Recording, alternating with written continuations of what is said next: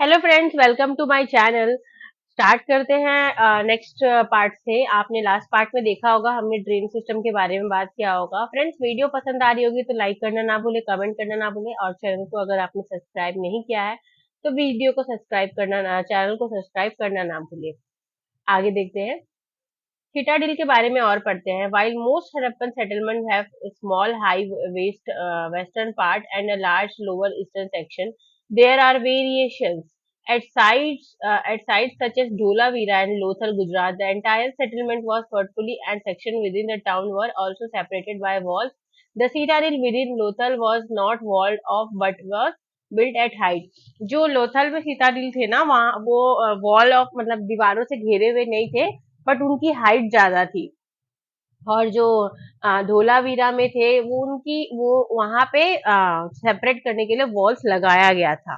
जैसे हमने बात पहले वीडियो में किया कि सीताडील जो था वो अपर क्लास वालों के लिए था, और जो बाकी सेक्शन था जहाँ पे लार्ज एरिया था वो लोअर सेक्शन लोअर पीपल्स के लिए था वहां के।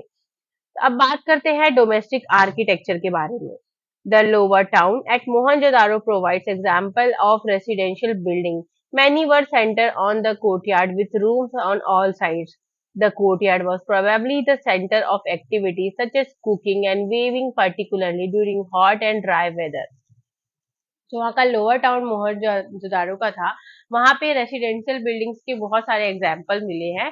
और वहाँ का जो वो था मेन सेंटर था, वो कोर्ट यार्ड था। वहाँ पे रूम्स बने हुए थे, और उस कोर्ट यार्ड में गर्मियों के टाइम में वेविंग होती थी, और जब ड्राई वेदर होता था वहां पे कुकिंग और वेविंग का काम किया जाता था, क्योंकि घरों के अंदर तो गर्मी लगेगी, तो वहां पे होता था।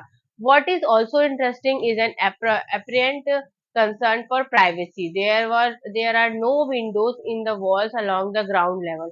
और वहां पे प्राइवेसी को बहुत ही ज्यादा कंसर्न किया गया था, इसीलिए किसी भी दीवारों पे ना विंडो नहीं बनाए गए थे। Beside the main entrance does not give a direct view of the interior और द कोर्टयार्ड। और जो मेन गेट था उससे इंटीरियर आपका अंदर का डायरेक्ट व्यू नहीं दिख सकता था।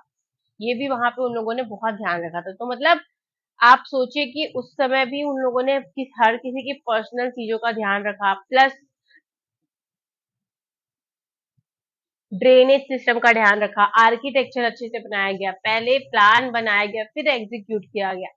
इससे क्या हुआ ना, बहुत सारी चीजें फ्लो में गई और कुछ चीजों का बर्बादी नहीं हुआ। और जैसे अभी भी आप देखेंगे कि जब हैवी अभी बारिश का सीजन आएगा तो इतनी हैवी रेनफॉल होती है कि हमारे यहाँ ड्रेन सिस्टम इतना बेकार है अभी भी बहुत जगहों पे, कि पानी सड़कों में भरा रहता है, गाड़ियां तड़ने लगती हैं, जो छोटे छोटे घर होते हैं वो डूब जाते हैं। तो ये हमारी ही वो है कमजोरी है कि हमने अच्छे से प्रॉपर प्लानिंग नहीं की किसी भी सिटी को डेवलप करने से पहले, जहाँ पे ये प्रॉब्लम होती है। Every house had its own bathroom paved with bricks. और सभी हाउसेस में अपना इंडिविजुअल बाथरूम होता था, और ड्रेन कनेक्ट होता था through walls to the street drain. और जो जिस रास्ते से ड्रेन जाता था उससे वो वॉल कनेक्टेड होता था। Some houses have remained the staircase to reach a second story of the roof. और कुछ घरों में सीढ़ियां भी होती थी सेकेंड फ्लोर पे जाने के लिए, क्योंकि वो डबल स्टोरी होती थी, या फिर रूफ पे छत पे जाने के लिए। Many houses had walls, often in a room that could be reached from the outside and perhaps used by passers. Scholars have estimated that the total number of walls in Mohenjo-daro was about 700। 700 के around वहां पे walls थे, ऐसा मिला है। तो ये तो थी वहां पे, मतलब बहुत चीजों का ध्यान रखा गया था। ये देखिए, ये इस टाइप का वहां पे घर था, ड्रेन सिस्टम था, मतलब बहुत ही सही सिस्टम बनाया गया था। आज भी हम लोग बहुत घर भी बन जाते हैं, उसके बाद ड्रेन सिस्टम में कुछ प्रॉब्लम हो जाती है, फिर लीकेज हो जाता है, विंडोज मतलब सफोकेशन भी हो जाता है, किसी किसी घरों में सनरेज डायरेक्ट नहीं आती है या फिर ज्यादा आती है। तो ये सारी चीजें थी वहां पे, ये हमें वहां से देखने को मिली है। अभी हमको सीटाडिल के बारे में पढ़ना है। सीटाडिल के बारे में हम नेक्स्ट वीडियो में पढ़ेंगे। ये सीटाडिल साइट है, दिख रहा है आपको। तो फ्रेंड्स, आई होप आपको ये वीडियो पसंद आई होगी। वीडियो पसंद आई होगी तो लाइक करना ना भूलिए, और चैनल को सब्सक्राइब करना ना भूलिए। Thank you.